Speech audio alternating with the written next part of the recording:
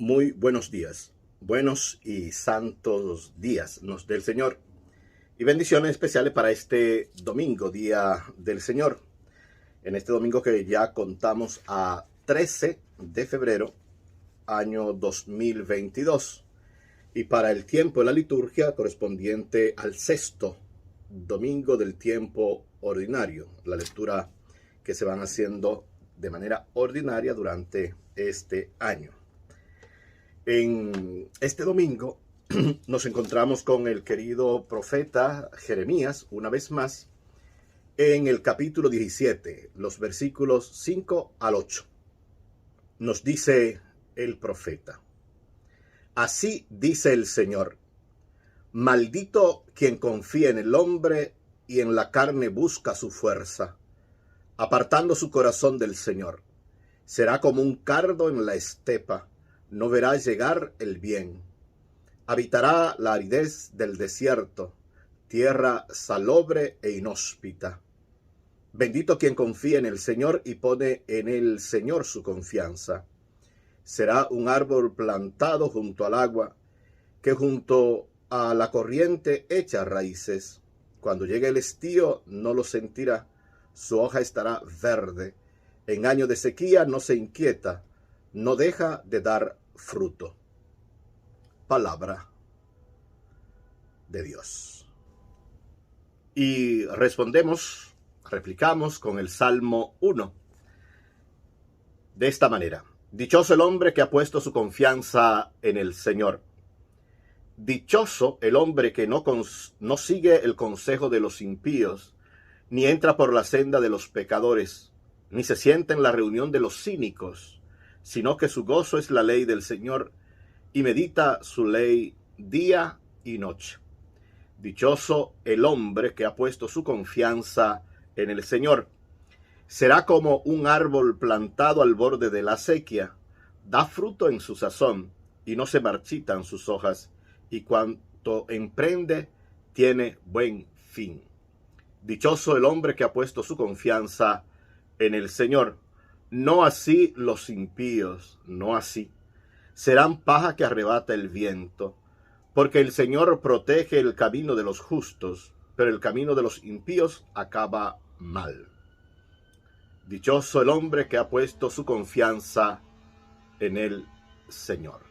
Pablo apóstol, este amigo que nos va acompañando domingo tras domingo, hoy en su primera carta a la comunidad de Corintios, a los corintianos, leemos el capítulo 15, continuación del domingo pasado. Hoy los versículos 12 y versículo 16 al 20.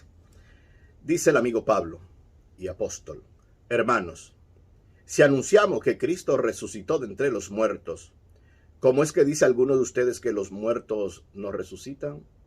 Si los muertos no resucitan, tampoco Cristo resucitó. Y si Cristo no ha resucitado, su fe no tiene sentido.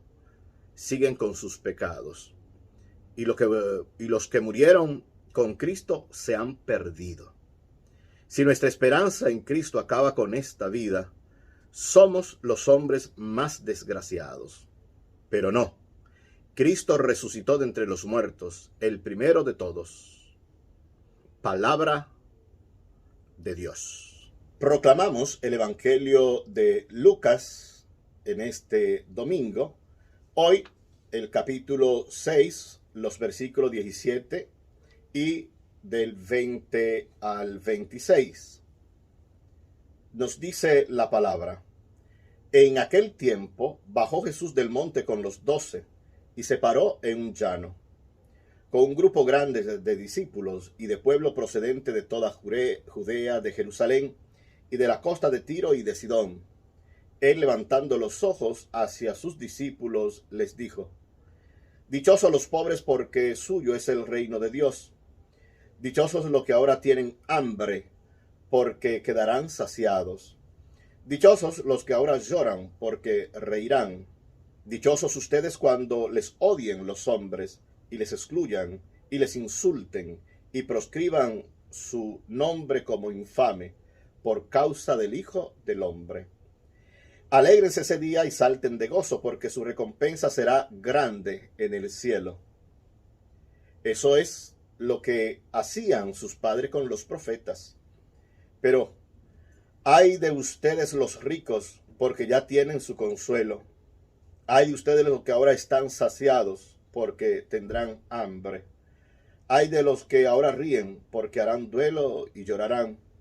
Ay si todo el mundo habla bien de ustedes. Eso es lo que hacían sus padres con los falsos profetas. Palabra del Señor. Siempre la ricura de la palabra del Señor nos acompaña cada día, cada instante, cada segundo, cada momento, en cada situación, en cada espacio y en cada tiempo, en lo espacio temporal.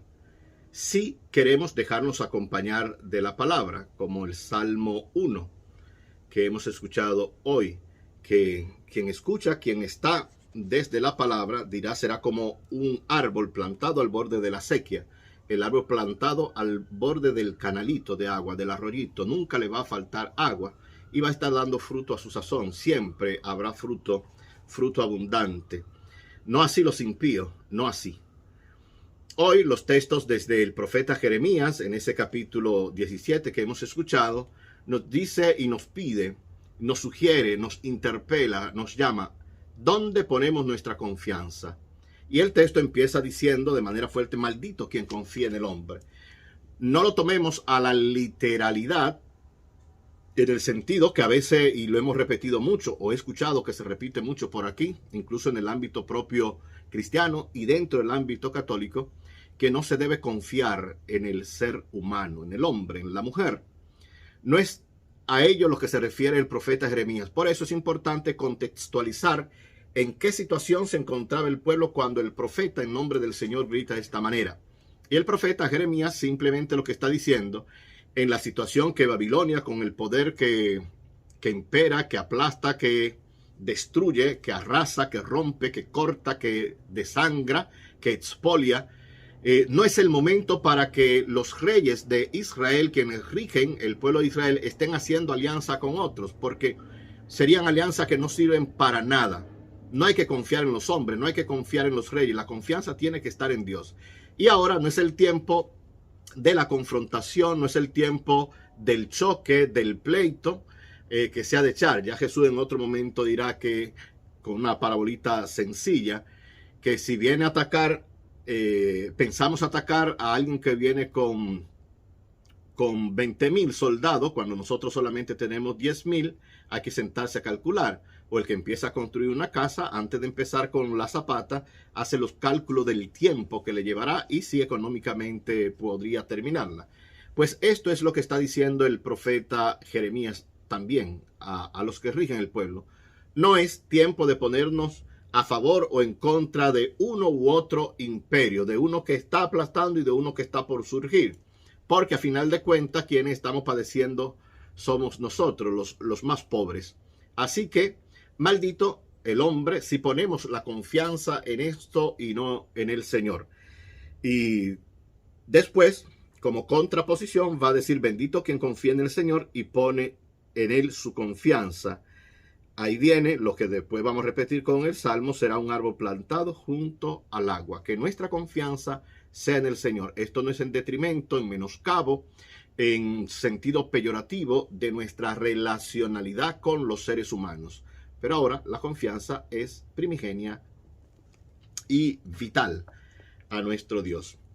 Pablo, en el texto de hoy, dice, ciertamente nosotros seríamos las personas más desgraciadas, sin gracia, la persona que no tendría ni siquiera sentido en nuestra vida si es verdad que Cristo no ha resucitado. Notemos, lo pueden hacer ustedes despacito, que hay una serie de premisas, dos premisas como si fuera una especie de silogismo, de lógica simbólica que estaría haciendo Pablo, diciendo, si los muertos no resucitan, tampoco Cristo ha resucitado. Y si Cristo no ha resucitado, la fe no tiene sentido. Y después lo que sería conclusión, entonces si esto no, entonces nada tiene sentido. Esta sería.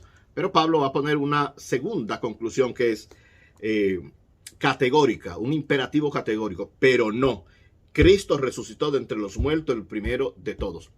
Esto es bueno tenerlo más que presente, sobre todo cuando en distintos ambientes podríamos sentirnos que esto de la fe como una emoción del corazón que puede pasar, esto de la fe es una ilusión que podríamos tener, unos sueños. Pablo da un pasito más allá. Recuerden que esto es continuación del capítulo 15 que leíamos el domingo pasado, los primeros 11 versículos. Hoy estamos en versículos 12, versículos 16 y 20, que es lo que hemos visto, lo que hemos oído. Yo he estado presente con aquellos, más de 540 personas, los 12, por último a mí también se me ha aparecido el Señor. Es decir, Pablo no está hablando de manera etérea, por los aires. Pablo tiene la certeza, primero, por la experiencia personal, y esta experiencia personal compaginada, vista, acordada, también escuchando a los demás, a quienes han sido testigos oculares, como decíamos el domingo pasado. Pablo lo va a repetir en el capítulo 2 de los Gálatas, en el capítulo 22 y 26 de Hechos de los Apóstoles. Si Cristo no ha resucitado, somos los más desgraciados de los hombres y mujeres, de las personas. Pero no, argumenta el apóstol. Y nos encontramos hoy en el Evangelio, lo que en Mateo en el capítulo 5 llamamos bienaventuranza, y del capítulo 5 al 7 llamamos sermón del monte. Vamos a tener una síntesis, una manera sucinta del querido Lucas presentarlo en lo que llamamos el discurso de la llanura. En Mateo es el monte, en Lucas es la llanura. Esto no es para una mayor explicitación, simplemente cada evangelista va a tener una perspectiva. La verdad siempre va a ser la misma, pero la perspectiva y cómo se transmite será diversa. Y hoy nos vamos a encontrar con la palabra Makarioi, que sería dichosos, felices. Y están los argumentos, los pobres. No es un elogio ni una oda a la pobreza, sino quienes han elegido la pobreza para seguir a Jesús, para seguir más libre. Recordemos, esto todavía es continuación de los textos de domingo pasado, que dejándolo todo lo siguieron, y argumentamos el domingo pasado que la pesca era maravillosa, que podían dejar días, meses, semanas sin trabajar, y ellos dejándolo todo le siguieron, incluyendo al papá, a Zebedeo. Por lo tanto, esta pobreza que habla es la del despojo personal para tener la libertad en el seguimiento de Jesús. Este llorar ahora no es en la simbología de la plañidera o de los plañideros que están con una queja constante, sino que ante la situación que estamos viviendo y por la opción que se hace, vamos a tener que sacar lágrimas y no de cocodrilo. Las lágrimas porque estamos enganchados o podemos engancharnos en este proyecto que Jesús nos ha marcado, las hormas, las huellas.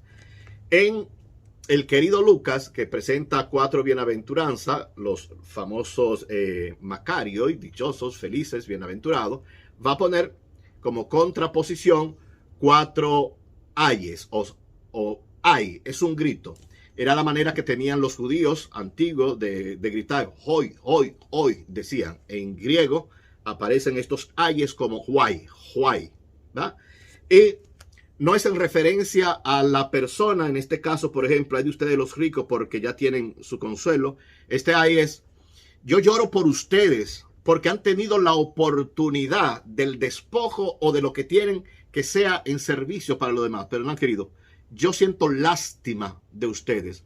No es el grito de los ricos en sí, sino que me da pena que aún pudiendo hacer el bien se hayan encerrado en la maquinación del mal, que aún pudiendo con los bienes que poseen prestarse para los demás, se han encerrado en su propia persona y los bienes le han comido. Y todos los demás, y al final el último hoy, why o ay para el castellano, ay si todo el mundo habla bien de ustedes. Eso es lo que hacían sus padres con los falsos profetas.